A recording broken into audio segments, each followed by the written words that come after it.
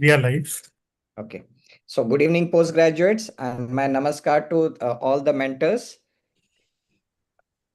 I welcome you all to this All India Online Postgraduate Teaching Program, which is an All India Ophthalmic Society Academic and Research Committee initiative. And today is the 115th episode of ours. In today's episode, we would be covering the topic that is biologics in uveitis. This was a long question which was asked to the postgraduate in one of the MS or DNB exams. And unfortunately, this particular topic is not comprehensively available to the postgraduates at one go. So to make the life simple and so that the postgraduates become more familiar with biologics, their indications, contraindications, synergism, antagonism, whatever you are supposed to write in a long question LAQ. Today we have Dr. Shaurya Azad, who is an additional professor at RP Center of Ophthalmic Sciences, AIMS, New Delhi. Thank you, Dr. Shaurya, for being with us and making this particular episode and preparing the topic for our postgraduates.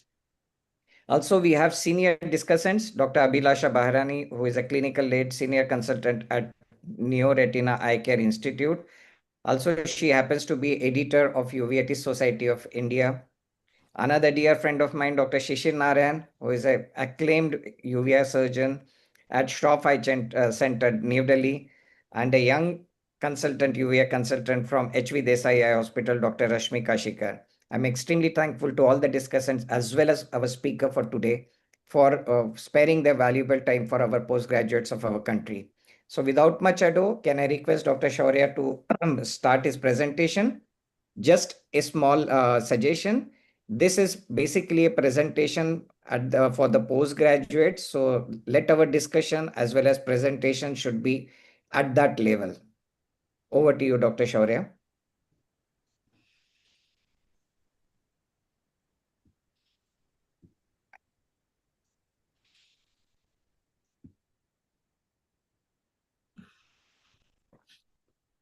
So is my screen visible? Yes, Shaurya. Yeah. So at the outset, I'd like to thank AIOS ARC for giving me this opportunity to teach all the students. I would be covering today a topic which is something new in uveitis, which is going to be the next thing in uveitis as in therapy.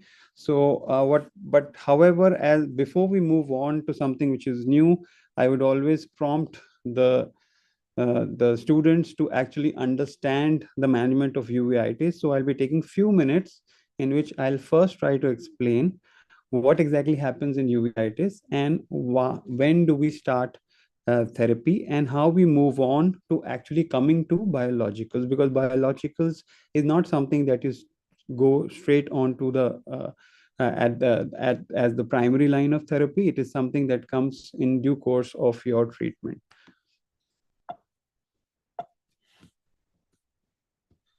So the first section would be something which will be basically focused on what exactly is non-infectious uveitis and some questions related to it, that how does it occur, what does it cause, and how are we managing it, what kind of treatment options do we have, and when do we think of going into oral therapy, which most commonly is a steroid.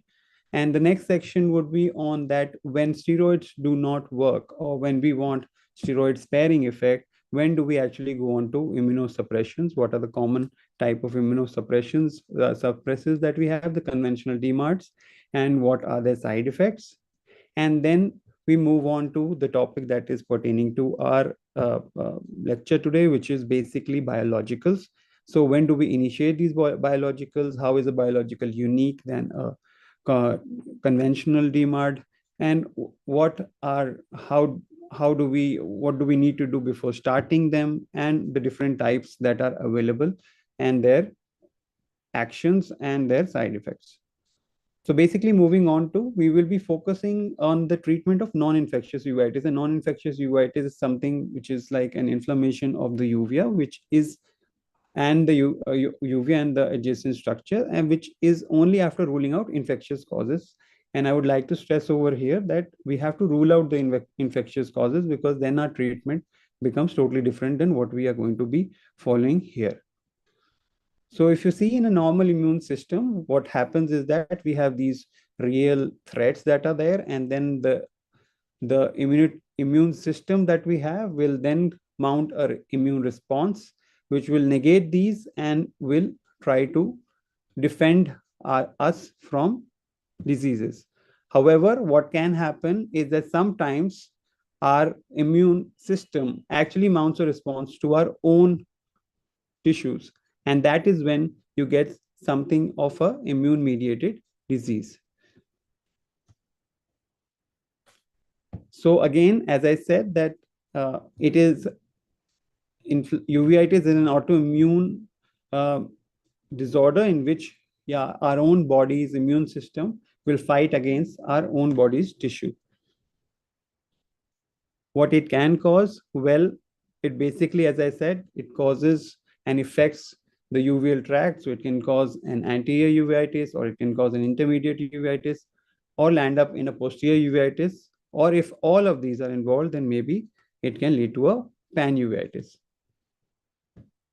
Why is it occurring? As I said, that it is occurring because of the immune system mounting a response against, our own tissue. And to actually manage it, we have to basically suppress our immune system. So we are suppressing our immune system. So no response is mounted. We control the inflammation, and then we sustain it for that long that we prevent the recurrences as well. So the goal of a treatment would be rapid inflammation control, prevention of recurrences. That means delayed suppression is also required, vision preservation, and minimizing treatment side effects. The common things that we have in our arsenal to actually tackle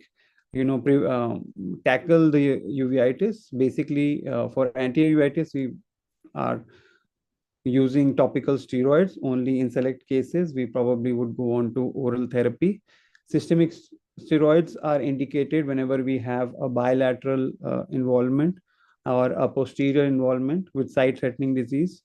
We move on to conventional immunosuppressives when we feel that we are not able to maintain remission just on steroids, and we need to add an additional immunosuppressive.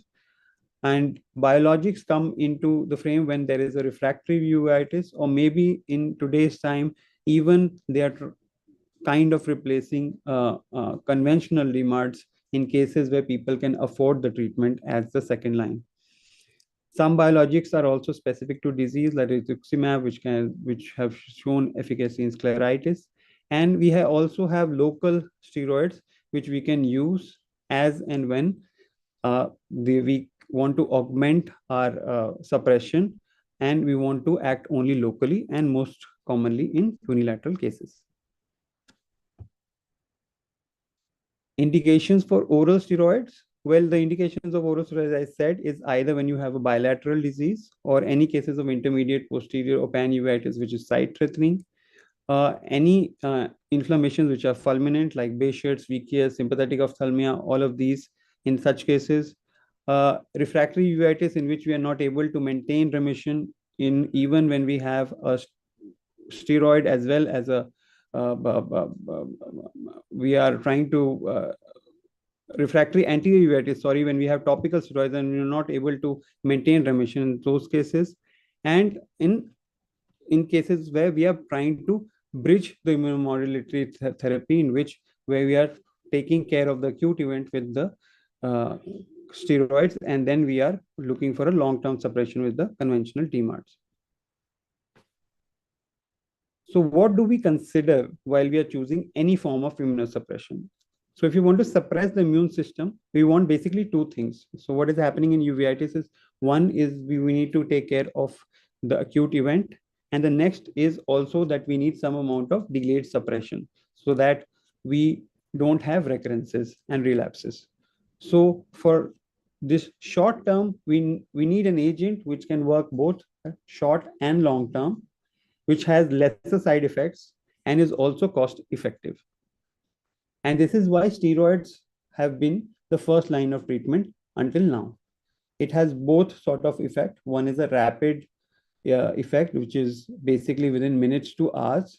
And these are with the help of interaction with the receptors on the cell membranes, which inhibit the pathway through the phospholipase A2, and by reducing the arachidonic acid production, which basically is responsible for the inflammatory pathway, and also delayed mechanisms, which takes few days, and these are when it binds to the glucocorticoid receptors and alters the gene transcription, thus eventually suppressing pro-inflammatory cytokines and upregulating the anti-inflammatory mediators.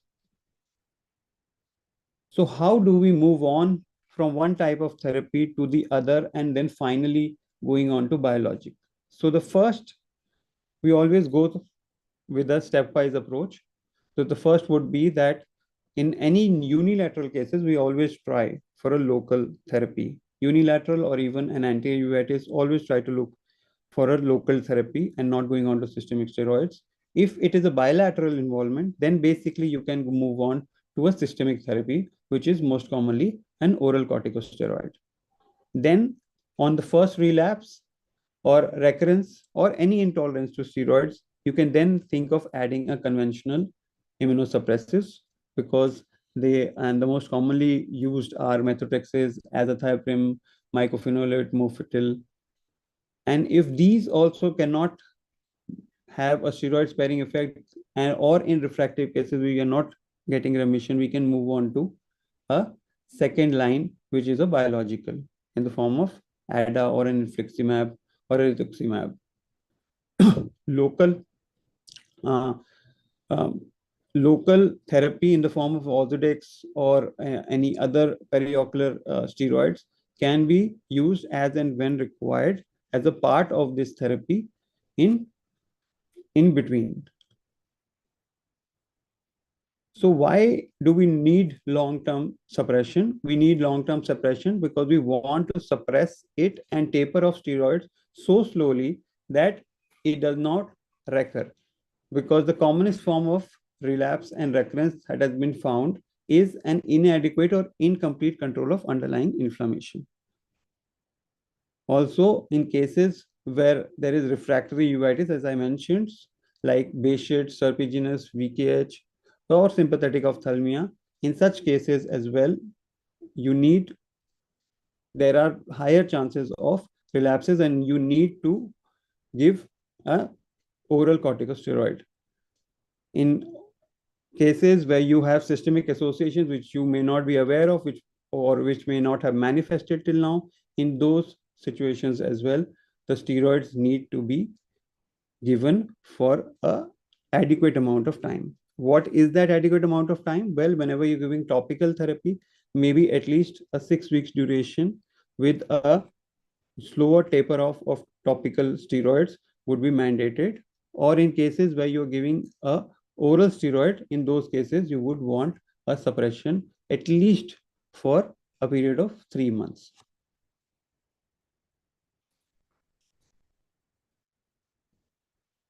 What are the common side effects of steroids? Well, there is a very big chance that you might have weight gain because of fluid retention. There might be changes in your blood pressure, blood sugar, also in your mood. There might be, complaints of a GI upset. There's a high risk of infections and ocular side effects like glaucoma and cataract. So when do we move on to conventional immunosuppressives? So in cases where there is a corticosteroid non-response, like if you have given steroids and it is not a response, that hardly ever happens. It can only happen if at all we have made the wrong diagnosis, and in such cases we should revisit our diagnosis and rule out infectious cause. Or in cases where there is steroid dependence, that as soon as we taper, the disease comes back. Or steroid intolerance, where we are giving the steroid but patient is having side effects. Chronic and recurrent cases or bilateral uveitis, or vision-threatening disease where you want an augmented suppression. In all these cases, we need to have a supplementation with a conventional immunosuppressives, and in these cases, we then move on to the second step, which is adding a methotrexate or a azathioprine or a MMF. Now, what we need to understand over here is that a conventional immunosuppressive is not like a steroid. It does not start its action immediately within few minutes to hours. It takes its effect to actually come by 6 to 12 weeks, and probably to get to its maximal full therapeutic effect by 3 to 6 months. So in such cases, you need to understand they can never ever be used in acute cases, and they will always be something which is maintained, which is there for maintenance. So the acute event will always have to be managed with a steroid, and there should be a bridging therapy which would be between the acute event, which is there managed by the oral steroids, and at the same time, when you've started these conventional immunosuppressives, which would come into action by the 6th or the 8th week, is by the time when you would want to start tapering those steroids to a level where the immunosuppression can basically be controlled by a conventional immunosuppressive.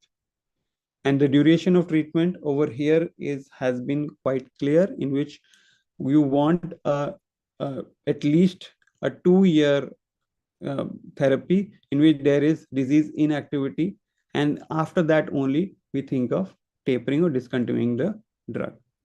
That reduces the risk of relapse. So as I said, that the corticosteroid that I spoke of earlier is basically the first line of treatment, and immunosuppressive is an augmentation for that immunosuppression. However, since we cannot keep this steroid for a very long time, that is why we need to decrease its dosage and at the same time maintain a similar amount of immunosuppression. And thus we need to give immunosuppressives, and the bridging should always be there. Now, the bridging is how you understand would probably come at an ideal dosage of somewhere around about 20 to 30 milligram. And that is achievable by the 6th or the 8th week when we are tapering our steroids. And that is about the time when the effect of your conventional immunosuppressives is coming into effect. And that is when you bridge this therapy and you bring the corticosteroids to a lower level, and you then start finding the immunosuppression mainly driven by the conventional immunosuppressives. I won't be going into the detail of conventional immunosuppressives because that's not the topic. However, I do want to mention that the most commonly used are the antimetabolites, the ones which are mentioned over here, and they inhibit mostly DNA synthesis at some level or the other. They are mostly having adverse effects either on your blood, that is your blood counts need to be seen, have hepatotoxicity, so also your liver function needs to be seen, and may also have a effect on your kidneys. That's why renal function. So all these need a monitoring that is there done every quarterly or so that we have a basic idea of what kind of adverse effect is our therapy having on the body, and thus we can titrate our therapy according to that. What we have seen is that most commonly used is methotrexate, and methotrexate is also used and preferred choice of drug in pediatric cases, and it has been found in most of the studies that it is effective and it can achieve a steroid sparing effect in around about 50 to 60% of the patient. So this was a Cochrane review of all the conventionally and steroids and all the DMARD that were used in non-infectious uveitis. And what was the conclusion was that methotrexate is probably more efficacious than mycophenolate in controlling inflammation and including the steroid sparing control. So now we move on to the next step, which is our topic, and that is basically that if we have given added conventional immunosuppressives, and even then we are not able to maintain disease inactivity for doses lower than 10, then we may think of 10 milligram, then we may think of adding a biological. And this most commonly is in the form of ADA. So when do we use these biological agents? As I said, that we will give only in those cases where we cannot have a steroid sparing effect even after giving some form of conventional immunosuppression. And in a biological agent, what it does, which is different than any other form of immunosuppression, that it is rapid and effective. It is very similar to your corticosteroid, and thus in such cases we can also expect to be using these in acute stage. So what is the uniqueness of a biological agent? Well, what it does, it gives you a targeted suppression. So when you're suppressing with a corticosteroid, it is basically suppressing right at the highest level when it is suppressing the whole cascade of the inflammation. However, in a biological agent, this suppression is totally targeted to specific molecules inside that inflammatory cascade. And thus, it would lead to a lesser number of side effects, so a favorable side effect profile. And they have also been seen to be effective in refractory cases because they might actually be suppressing the exact pathway that might be driving the disease process. And it has rapid onset and has been seen to have a better steroid sparing effect than even the best of the conventional DMARD, which is in the form of methotrexate. So what exactly is a biological? Well, it is basically target specific. It is expressed on cells and secreted into extracellular space, and it is produced by a biological process. So biologic, like for example, would target a particular pathway, which is important, which is basically driving the inflammatory process, such as a TNF alpha or an IL-6. And this would then lead to an immune suppression, which is better or more specific than a corticosteroid. So all these basically monoclonal antibodies have names, and these names might be confusing. Whenever you have a U in it, it's a humanized monoclonal antibody. Whenever there is a Z in it, it is a chimeric. Why is there a difference? Well, the chimeric ones might have more chances of autoantibody against the drug itself. So it might show during the course of your treatment a waning of effect. So that might be something that we might talk about later. And all these other combinations might be there, in which it might be a humanized and a chimeric. Both might be there. And in that you might have both a Z and a ZOO. So the commonly used biological agents, well, the most commonly are the anti-TNF alpha agents, which are adalimumab, infliximab, etanercept, golimumab, IL-6 antagonist, tocilizumab, IL-6 antagonist, anakinra, and targeting B cells are the one which is rituximab or belimumab. Now, before we start these biologicals, what we need to do is that we need to run a battery of tests.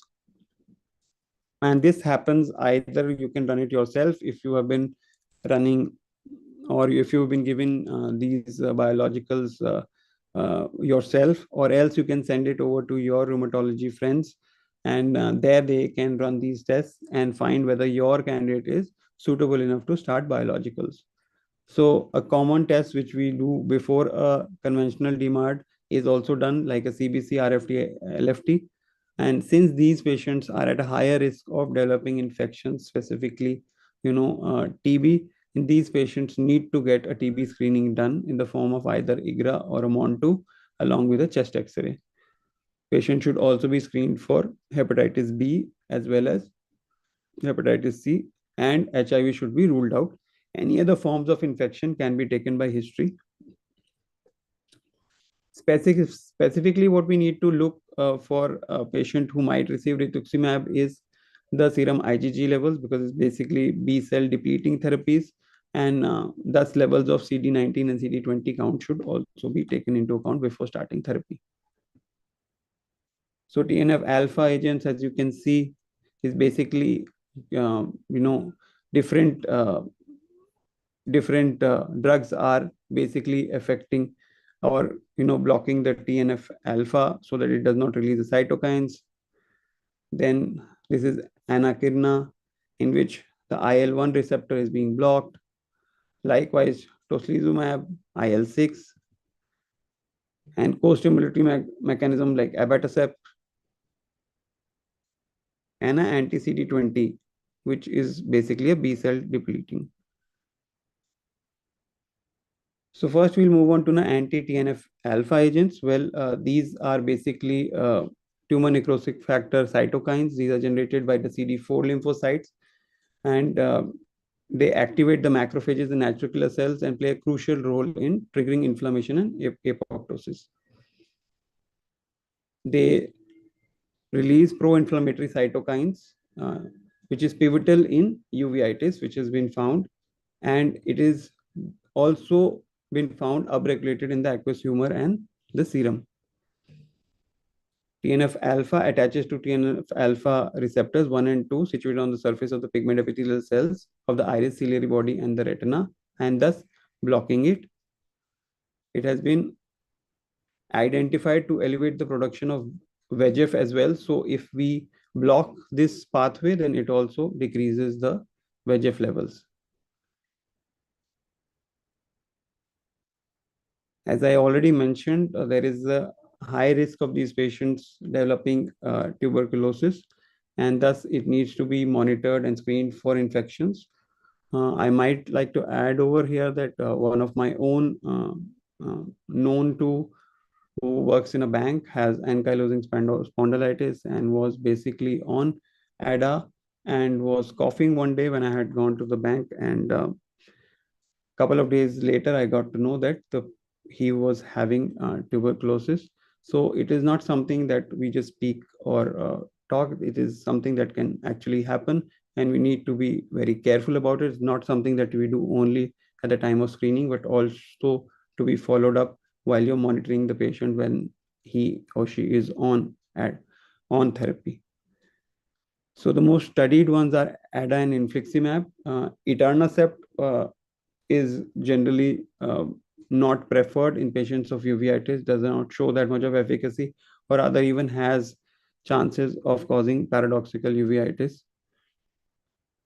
There may be times at where we can actually switch between these TNF alpha inhibitors. If we feel that one is not working, we can use the other. So here are the commonly used anti-TNF alpha antagonists, and most commonly used is the adalimumab. It is a fully humanized monoclonal anti-TNF alpha antibody. Most common way of giving it is a 40 milligram subcutaneous injection, which is given every week, or maybe it can be given twice, once every 2 weeks.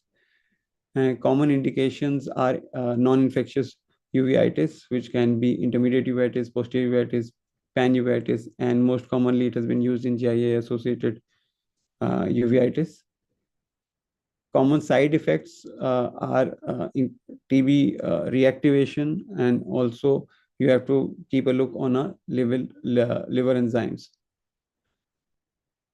The second most common is infliximab, and that is a chimeric. It's a mouse human monoclonal anti-TNF alpha antibody. It is given as an IV infusion, which is different than other agents. All of them are mostly given subcutaneous. This one is given intravenous. It is given as 5 to 10 milligram per kg IV infusion over 4 to 8 weeks. It is given in cases of severe refractory uveitis, including Behçet's uveitis and JIA. Wherever there is an IV injection given, you might see infusion reactions. There's again high risk of infections and hepatotoxicity and GI related symptoms. As I said, etanercept is less effective for uveitis and not commonly used. Golimumab is also a human monoclonal anti-TNF antibody, which is given 50 milligrams subcutaneously monthly, has been used in refractory uveitis and has shown some efficacy, although the reports are quite less. Then we move on to interleukin antagonist agents. So basically, we have self-reactive T cells which get activated on presentation with a retinal antigen, and these are Th1 and Th17, which are basically the ones which run the autoimmune uveitis. These interleukins are also secreted by monocytes, macrophages, dendritic cells, and these are the ones which secrete the IL-1 beta. There are two forms of IL-1, IL-1 alpha and beta. The beta one is more associated with uveitis. Again, these cells also secrete IL-6, and this has been also seen to be important in cases of uveitis. And Th17 secretes IL-17. All these are basically interleukins that are important in the inflammatory pathway related to uveitis, and we have inhibitors of all of these. Now, most commonly used ones are the IL-1 and the IL-6. So anakinra and canakinumab are the ones which basically block the IL-1 alpha and the IL-1 beta by inhibiting the IL-1 receptor, thus decreasing the inflammation. The dosing of anakinra is 100 milligrams subcutaneous daily, and canakinumab is 150 milligrams subcutaneous every 4 to 8 weeks.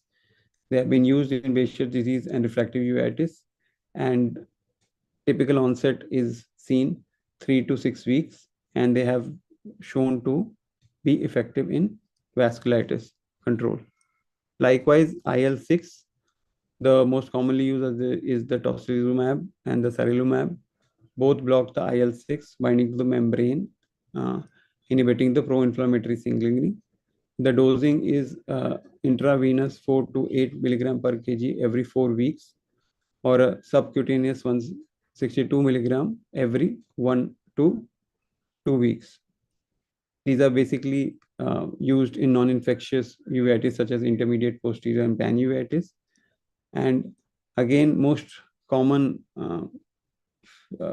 concern in all these agents is infections. The next one would be B cell targeting agents, which we see these are basically monoclonal antibodies of fusion protein that are designed to deplete or modulate the B lymphocytes. So there are CD20, CD19, CD22, all of these are basically blocking these and then thereafter leading to a suppression of inflammation. So the most commonly used B cell targeting biologics are rituximab and ocrelizumab. These monoclonal antibodies target the CD20 or the CD19, leading to B cell depletion and reduce antibody-mediated inflammation. The dosing is 375 milligram per meter squared intravenous weekly into 4, or a 1 gram intravenous on first and 15 days repeated every 6 months. That is for rituximab, and ocrelizumab is 600 milligram IV every 6 months. These have been used with some efficacy in severe or refractory non-infectious uveitis, and the most common risks are viral reactivation in such cases. Now, this one is not basically a biologic, however, it is a newer synthetic conventional DMARD, which is basically a targeted DMARD, and it works by inhibiting the JAK kinase pathway, and it inhibits reduces the signaling of multiple pro-inflammatory cytokines and leading to suppression of the immune system. So mode of action is that it inhibits the JAK1 and the JAK3, and also partially the JAK2 and the tyrosine kinase 2. So basically, it blocks the JAK-STAT signaling pathway, which is important pathway for driving cytokine-mediated inflammation. The dosing is 5 milligram orally twice daily, which is a very convenient when compared to others which were given either subcutaneous or intravenous. Studies have shown that it is effective in refractory uveitis, and again, viral reactivations are a common concern. So once we are giving all these immunosuppressions, we also need to monitor these patients. And for monitoring these patients, we need to keep an eye on their blood counts, liver function. As I said, some of these patients may lead to, bone marrow suppression as well as hepatotoxicity. All the biologics need to be screened for tuberculosis annually. And also, if there are any new risk factors developing, then they should also be evaluated for HIV. The therapeutic drug monitoring can also be done, as I will talk about it, after later, that why do we need that. And also, any live vaccine should be avoided in such cases because of the immunosuppression that the patient is on. Specifically for rituximab, you should have immunoglobulin levels done at the commencement of therapy and should be repeated every 6 to 12 months. And in cases where there is hypogammaglobulinemia, then there might be a requirement for using a replacement therapy. A low level of IgG is not an absolute contraindication. However, serum IgG levels need to be monitored. Now, a few concerns regarding biologic are basically that when do we discontinue these biologicals? Because with conventional DMARD, what we had seen is that we had a particular timeline. What we had seen is that basically suppression for 2 years without any disease activity in between gave us lesser chances of recurrences. However, that was not true when we saw in cases of biologicals. And thus, these are two trials which had shown that cessation of these drugs 12 to 24 months leads to high relapse rates, which is up to 50 to 60%. And these are more likely in younger patients and places where we have used a faster taper. However, a longer history of remission was associated with a lower risk. Another problem with a biologic would be decreasing in its efficacy. As I was speaking, that over a period of time, since they are monoclonal antibodies, there might be anti-drug antibodies that might neutralize the biological agent or increase its clearance, and thus decreasing its disease effectiveness. These patients should be monitored for these anti-drug antibodies. There are some thought process that there should also be a concomitant immunosuppression given to suppress the formation of these antibodies, and there are some have proposed use of immunosuppressants like a methotrexate to reduce this ADA formation. And lastly, you would say that one thing that you need to be aware of is that no matter how much one would feel that the biologics is now going to be the next thing, it is basically about the cost. Until the time we get biosimilars which decrease the cost of the treatment, we would still have our hands tied, and where we would probably want to give these biologics, but the patient may not be able to afford and would still go on and, you know, uh, choose cheaper options for therapy. So to summarize, biologics basically give you a targeted therapy, which is very rapid and effective, have got a more steroid sparing effect than a conventional DMARD.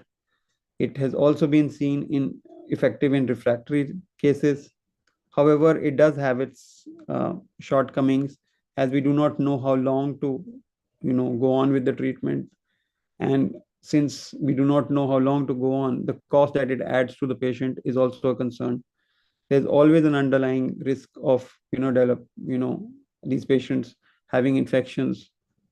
And also there might be chances that these patients may have decrease in efficacy of the drug because of the immunogenicity it can lead to. Thank you. Thank you, Dr. Shaurya, for so well comprehensively covering the whole topic and making it so simple. Otherwise, for me, it was always a big juggle and never could understand how to and when to use biologics in spite of being into retina for so long. So thank you once more. Now the topic is open for discussion. I request the discussants, Dr. Shishi, Dr. Abhilasha, Dr. Rashmi, to add on to the discussions that will help the students in better understanding if you feel and compounds so that the students are benefited. Why don't we begin with Shishi, who is the senior most? We can unshare the screen, Dr. Shaurya.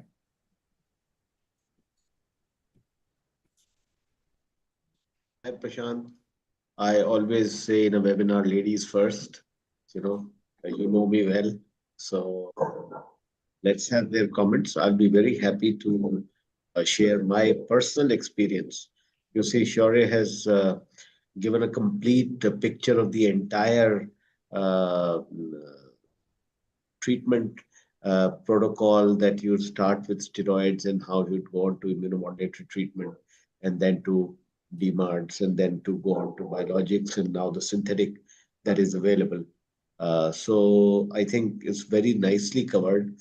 Abhilasha, ladies, please start, and then I'll add on, and I'll be very happy to answer any questions if there are from the questions, and we'll share our personal experiences here rather than theoretical discussion. So maybe I can ask Abhilasha how much biologicals you're using in your practice, and how happy you are to be have them in your armamentarium. Let's have a discussion amongst ourselves that would then benefit the audience in general. Thank you, sir, for the very interesting question. And thank you, Dr. Shaurya, for an excellent talk. I really enjoyed listening to you. Regarding the use of biologics in my clinics, I generally use it in necrotizing scleritis and in patients with JIA. In these two conditions, it is actually now almost a first line because necrotizing scleritis, especially if it is ANCA related, it responds very well to biologics. And even I have a young girl who had, I think, polychondritis she had, and she had been on most of the conventional drugs on and off. And when we started her on rituximab, she responded really well, and she has been off treatment for the past 1 year. So she had presented very early at the age of 5, and now she has joined college this year, and she has been off drugs for the last 1 year. So I know that patient because for the longest time she was suffering. I would also like to add a few points for the postgraduates who are there in the meeting now.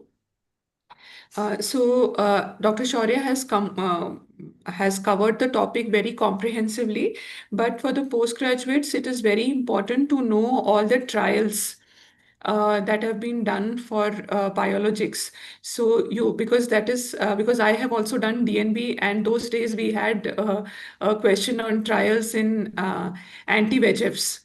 So when I was writing my paper back in 2009, so visual one, visual two, the psychomode trial, the reboot trial, and some of the studies, I think that like stop uveitis, even Dr. Shaurya had mentioned. So please look into all the trials and be thorough with them, because that is a favorite question now. Thank you. Rashmi, Dr. Rashmi, what would you like to add for the DNBs and then for the clinical practice? Prashant, Thank you, Dr. I'm taking over your role because I'd like to then discuss the whole topic. Yes, Rashmi. Nee, that's what I need you, because this is a naive topic. I'm a naive person into it. So for me, it is a learning process. I'm as ignorant as a postgraduate. Yes, Dr. Rashmi. Presently, I have not used biological as such, but there are 2, 3 patients. They are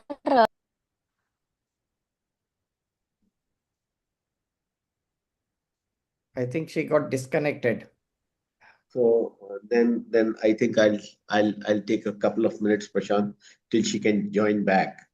So I have been very lucky. Shaurya, you're in Delhi, in AIMS. So we are being lucky to be in Delhi, and we have the whole armamentarium of the rheumatologists. So first, very importantly, whenever you are considering biologicals, so these are steroid sparing treatment. Basically, the idea, as Shaurya said, you start with a steroid, and then you move on to a steroid sparing agent because the side effects of long-term steroids are high. The point is that the immunomodulatory treatment, the conventional treatment, methotrexate, azathioprine, what we call the earlier the alkylating agents or the antimetabolites, they take about 2 or 3 months to kick in.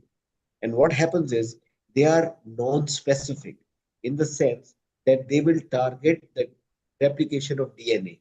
And the most commonly fastest replicating cell are the inflammatory cells. So the idea of giving immunomodulatory conventional treatment is to decrease the TLC count so that they become immunosuppressive. Now, what has happened is, since we have been able to isolate the cytokines that are involved in the inflammatory reaction, we have been able to create an antibody to each of these agents. It is very much like anti-VEGF. So we know that the VEGF is the driving force for macular edema or for neovascularization, and we have created an anti-VEGF. The same way, the main cytokine for inflammation is TNF, or tumor necrosis factor. So we have created an antibody to the TNF, and that is what is adalimumab, and now we have the biosimilars. Shaurya gave one personal instance that one of his patients, who's a banker, had developed tuberculosis. So basically, situation is the situation is that the TNF is part of the granuloma forming cytokine. So basically, if you have some tubercle bacilli, you will get a granuloma around it that will prevent the tuberculosis from happening. Now, this granuloma is formed by the TNF and interferon. If you give an anti-TNF, initially it is going to help in the inflammation, but at some point, if the concentration is higher, it is going to be an anti-granuloma forming drug. So that is why the incidence of tuberculosis can go up. And that is what he was trying to say. So I think one should start with conventional steroids. Make sure you're not dealing with an infectious uveitis. Make sure the patient does not have systemic infections, and then you move on to giving a biologic agent. What do you say, Shaurya? That's how you're using it practically? Yeah, so we were a little late on actually jumping on the bandwagon for biologics. I think they are more used, elsewhere. So we were mostly stuck on to our steroids. And once the steroids don't work or on tapering, it comes back, then we move on to our conventional DMARDs. And that too, basically, it is two things which are either methotrexate or azathioprine. Even MMF is something which some of our patients may not be able to afford. So affordability is a little concern at our center. So we are not able to now. Some projects have kicked in which are actually giving these drugs, free to the patients, and thus we are able to actually use them in some of our projects. Else, people choosing, biologics by themselves are little, lesser only the kind of people that we are coming, who are coming to our center. Yeah, so sorry about the dogs barking. Uh, Basically, it will also depend on the cohort of patients. So basically, patients who are in Delhi, where I am practicing, I am able to use biologic in almost every fourth or fifth patient of mine, and they are all well read, and also they are attuned to the infectious diseases. So not only can they afford the medication, also before you put these patients on biologics, you need to do an extensive workup, rule out latent tuberculosis, rule out all the infections, so that the whole and even the educational profile of the patient is important. So both sides, you need a person coming from at least the middle class of the society. I don't want to say something like that. I have got patients who have got Behçet's disease, who are coming from very, very low social strata, and because it's required for their condition, they are very happy to put those patients on. But you need to spend time with them. You need to educate them that you're going to put them on a very strong medication. So it also depends on the disease that you have. If you have Behçet's disease, if you have JIA, if you have any of now I'm finding a very good response in VKH and sympathetic ophthalmia. They are game changers in these conditions.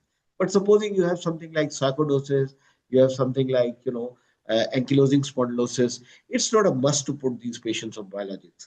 I think another 4 or 5 years later, we're going to be putting all these patients on biologics. But mostly now we have a hierarchy where those patients like Behçet's and JIA must be put. And then there is a choice in patients like HLA-B27 or sarcoidosis, where a particular type of an antigranuloma or an anti-TNF drug can be given for tiding over a particular period and then going back to the conventional treatment. So I think it will depend on the etiology as well as where you're practicing and what is the kind of cohort of patients that you're having. Shishir, you seem to be using it so left, right. So can I Yeah, ask you a question? sure. Has it become a first line therapy for any of the indications of uveitis, or it is still we follow that Kaplan, or step ladder pattern? Or Prashant, let's be very practical. So there are a large number of conditions where it has become a first line treatment. Say Behçet's disease, say JIA. That does not mean that if you are suspecting a patient to be having Behçet's disease or you are suspecting the patient to be having JIA, you just push them onto a biologic. You must be sure of the diagnosis, then you do it. So when you put the patient on steroids, you get chance to know whether you are on the correct road or not. So when your patient of Behçet's, say for example, should definitely improve when you give steroids. But what is the first differential diagnosis of Behçet's disease? Is a viral retinitis. And I have made that mistake. I have diagnosed the patient as Behçet's while the patient was HLA-B51 positive, and colleagues said that this looks like viral retinitis. And I made a mistake and landed up with a lost time. So basically, the what we are trying to say when we say that JIA, it's the first line of treatment, Behçet's is the first line of treatment, agreed. But you should be sure that your patient is that and not looking like that. So ANA positivity can be there, or HLA-B51 can be positive, and still the patient could be something else and not Behçet's disease. Once you have shown that the patient is positive, you have made your diagnosis, you're sure of the diagnosis, go ahead. Then the problem is what Shaurya said. Does the patient have latent TB? Does the patient have any other infections? So you could precipitate a tuberculosis in a patient who patients or ankylosing spondylosis. So it has to be judiciously used. We use it extensively with dramatic results. Patients are becoming pregnant, patients are marrying, and we are giving them in first trimester, second trimester, stopping in third trimester, giving again after delivery. So we are almost using the biologics so closely now. So unlike antimetabolites and alkylating agents, you mean you can continue it in first, second trimester as well? Yes, yes. But I don't know why the rheumatologists are not giving in third trimester. They feel the patent ductus arteriosus and some congenital defects. They're actually studying it week by week and saying, Shesha, don't put it from 28 to 32 weeks. Or, they're particular. And so they are biologics. They're actually stopping a cytokine. They are actually blocking biologically a cytokine. And that effect that you want in the fetus, whenever you want, then we are removing that. So the problem with biologics is that the moment you stop them, the disease tends to come back. Because what you are doing is you are only creating an antibody, you are targeting it at the cytokine level. So basically, what you have to understand is there is a central effect, there is a peripheral effect, there's an end organ effect. So the central effect is the bone marrow. So a large number of TLCs are being produced. They then excite the immune orchestra. Then the cytokines are being produced, and it's the cytokine that is mediating inflammation. Now you have created an antibody to that cytokine. You are blocking only that action. So the moment that goes away, the disease will come back. While when you are giving cyclophosphamide IV, what you are doing is you are creating a bone marrow suppression. The idea was that you were trying to decrease the TLC count so much that you would actually delete that clonal cell that would proliferate and then create that inflammation. So there is called a central switch off and a peripheral switch off. So the central switch off is with the immunomodulatory treatment, and the peripheral switch off is with a biologic. So that's why the biologic will work very fast, while the immunomodulatory treatment, conventional immunomodulatory treatment, would work in 6 weeks, 8 weeks, over a year or over 2 years. That is why we combine the biologics with some methotrexate or with an azoram. The idea is we don't create the antibodies to these antibodies that we are giving. Also, we are trying to immunomodulate the disease at the same time. And then you keep on increasing the interval of biologics while continuing the methotrexate or the azoran to continue. The problem is that if you increase the interval of biologics beyond 8 weeks, the antibodies fall. So that is why you have to continue to give a regimen of 2 weekly, 3 weekly, 4 weekly. Earlier, I used to, when they were very expensive, we used to increase the interval to 2 months. And then I realized, I was told by my rheumatologist, what are you doing? You can't keep it 2 monthly. The beneficial effect of that drug will go away because you are giving it like a vaccine. When you give it every 3 monthly, it will create antibodies more than it's going to be effective. It will act as a drug only when it is given 2 weekly or 4 weekly. So you give it and then you stop it. And then you continue on with the conventional treatment. So there's a learning curve. Use a rheumatologist. Be very careful. I've lost patients on biologics. I've had lost eyes with biologics. And I've had dramatic results in bilateral exudative RD with VKH, not improving with IVMP over 5 doses. Give one ADA and it's gone. It just jumps, but the reverse is also possible. So it's a double-edged sword. You have to have the experience. What is important is you be sure of your diagnosis, and you should be sure that you're not dealing with any lingering infection in the eye or elsewhere. And then you should be happy enough. My threshold is very low. I would use it for myself. Dr. Abhilasha? Sir, I would just add one point for the postgraduates again, because it is a long way till they get to treat patients with biologics. So, because they have to pass the exam, so they should also read about biosimilars, because biosimilars is what we frequently use in our country, and they might be asked in exam about to write a note on biosimilars and what is the difference between biologics and biosimilars. So these biosimilars are synthetic molecules, and they are as effective. There are many studies that are published about biosimilars from our data. So postgraduates should know about biosimilars as well. That's all. I think everything else has been covered beautifully. Rashmi, you have anything comment? Yes, sir. Sorry for the network issues. I want to ask Dr. Shishir, sir.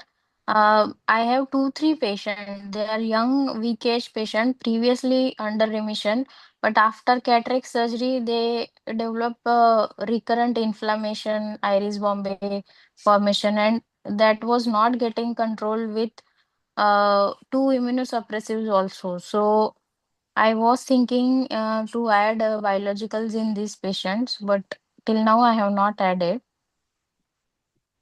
Dr. Rashmi, it's very interesting you're asking this. Uh, Incidentally, when I used biologics early on in VKH, I did not get a response. And at that time, I'm talking, say, 10 to 15 years back. And at that time, we were debating whether rituximab will work more or ADA will work, because at that time we were studying whether it's a B cell related disease or a T cell related disease. Sure, you know what I mean. That basically the rheumatologists were logically working out which of the two branches, an anti B cell or an anti T cell, will work, and we gave both, and I did not find good response. What has happened now is, so I stopped giving it in BK. What happened now is, more recently I've started using anti TNF, and there is a dramatic response. I think the anti-TNF molecules have become more purified. They become more, it's like anti-VEGF. Earlier we had one anti-VEGF molecule, now we have 20 VEGF molecules. And you say A doesn't work, B works. One works against VEGF A and B, and one doesn't work against VEGF B. So this one is better than that. So now the newer biosimilars are working dramatically. And as Abhilasha said, that biosimilars and biologics, you can, for theory, they can, the DNB students can understand. But basically, the biologic was the parent molecule, and biosimilars are the copies that have been made with some modification. And I'm finding some of the biosimilars to be excellent, sometimes even better than the original one. Because the newer molecules are more purified, they are better, they are maybe of a smaller molecular weight, they're penetrating more, and you are having a plethora of biosimilars. Some of them are extremely good. I think I don't use generic at all. Hardly ever use a generic because they're extremely expensive.